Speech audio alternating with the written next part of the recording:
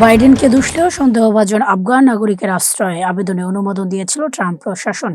যুক্তরাষ্ট্রের Washington ডিসিতে national গার্ডের 2 সদস্যকে গুলি করার ঘটনায় সন্দেহভাজন আফগান অভিবাসীকে আশ্রয় দেওয়া নিয়ে বাইডেন প্রশাসনকে দোষারোপ করছে ট্রাম্প প্রশাসন। তাদের দাবি, সাবেক মার্কিন প্রেসিডেন্ট জো বাইডেন মেয়াদকালে যথাযথ যাচাই বাছাই না করেই ওই ব্যক্তিকে যুক্তরাষ্ট্রে ঢুকতে দেওয়া হয়েছিল।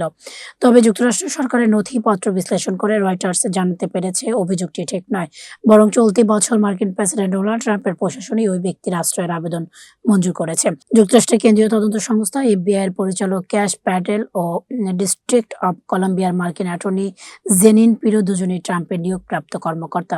তারা গত বৃহস্পতিবার এক সংবাদ সম্মেলনের মাধ্যমে বাইডেন প্রশাসন যথাযথভাবে পূর্ব ইতিহাস যাচাই না করেই লাকানওয়ালাকে 2021 সালে যুক্তরাষ্ট্রে প্রবেশের অনুমতি দিয়েছিল। 29 বছর বয়সী আফগান নাগরিকের নাম রহমান উল্লাহ লাকানওয়াল। তিনি 2021 সালে 8 সেপ্টেম্বর অপারেশন অ্যালাইস ওয়েলকাম কর্মসূচির মাধ্যমে যুক্তরাষ্ট্রে ঢোকেন। 2021 সালের আগস্টে আফগানিস্তান থেকে মার্কিন সেনাদের প্রত্যাহারের পর বাইডেন এই পুনর্বাসন কর্মসূচি চালু করেছিলেন। আফগানিস্তান থেকে মার্কিন সেনাদের প্রত্যাহারের পর দ্রুতই আফগান সরকারের পতন হয় এবং তারা তালেবান পুরো দেশটি নিয়ন্ত্রণে নেয়। যুক্তরাষ্ট্রের কেন্দ্রীয় তদন্ত সংস্থা এফবিআই পরিচালক ক্যাশ প্যাটেল ও ডিস্ট্রিক্ট অব কলম্বিয়ার মার্কিন অ্যাটর্নি জেনিন পিরো দুজনেই ট্রাম্পের নিয়োগপ্রাপ্ত কর্মকর্তা। তারা গত বৃহস্পতিবার এক সংবাদ সম্মেলনে বলেছেন, বাইডেন প্রশাসন যথাযথভাবে পূর্ব ইতিহাস যাচাই না করেই লাকানওয়ালাকে 2021 সালে যুক্তরাষ্ট্রে প্রবেশের অনুমতি দিয়েছিল। ক্যাশ প্যাটেল ও জেনিন পিরো দুজনের কেউই তাদের দাবির পক্ষে কোনো প্রমাণ উপস্থাপন করতে পারেননি। অপারেশন অ্যালাইস ওয়েলকাম কর্মসূচির আওতায় যুক্তরাষ্ট্রের পুনর্বাসিত আফগানদের 2 বছরের জন্য প্যারোল সুবিধা দেওয়া হয়েছিল। এর আওতায় তারা 2 বছরের জন্য যুক্তরাষ্ট্রে বৈধভাবে বসবাস ও কাজ করার সুযোগ পান। পরে তাদের স্থায়ীভাবে বসবাসের অনুমতি চেয়ে আবেদন করার সুযোগ দেওয়া হয়। প্যাটেল বলেন, লাকানওয়ালান আফগানিস্তানের মার্কিন সামরিক বাহিনীর সঙ্গে কাজ করেছিলেন। যথাযথ নিয়ম না মেনে তাকে যুক্তরাষ্ট্রে ঢুকতে দেওয়া হয়েছিল, কারণ পূর্ববর্তী প্রশাসন কোনো ধরনের পূর্ব ইতিহাস যাচাই বাছাই না করে হাজার হাজার মানুষকে দেশে ঢোকার অনুমতি দেওয়ার সিদ্ধান্ত নিয়েছিল। কংগ্রেসের এক প্রতিবেদন অনুযায়ী এই পুনর্বাসন কর্মসূচির আওতায় 70,000-এর বেশি আফগান নাগরিকদের যুক্তরাষ্ট্রে ঢুকতে দেওয়া হয়েছিল।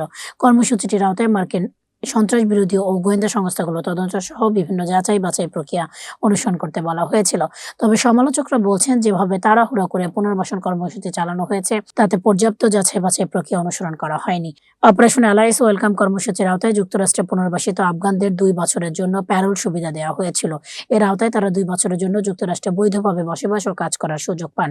পরে তাদের স্থায়ীভাবে বসবাসের অনুমতি চেয়ে আবেদন করার সুযোগ দেওয়া হয়। রয়টার্স যে নথি পেয়েছে তাতে দেখা গেছে, লাকানওয়াল 2024 সালের ডিসেম্বর মাসে আশ্রয়ের জন্য আবেদন করেছিল। চলতি বছরের 23 এপ্রিল অর্থাৎ ট্রাম্প ক্ষমতায় আসার পর 3 মাস পর তিনি অনুমোদন পান। ওয়াশিংটনের বাসিন্দা লাকানওয়াল আগে কোনো অপরাধ করেছিলেন বলে কোনো তথ্য জানা ছিল না। লাকানওয়াল সংক্রান্ত সরকারি নথিতে বলা হয়েছে, তাকে অনুমোদনের অযোগ্য বলে বিবেচনা করার মতো কোনো তথ্য পাওয়া যায়নি। যুক্তরাষ্ট্রের কর্তৃপক্ষ ওয়াশিংটন ডিসিতে ন্যাশনাল গার্ডের 2 সদস্যকে গুলি করার ঘটনাটি নিয়ে তদন্ত করছে।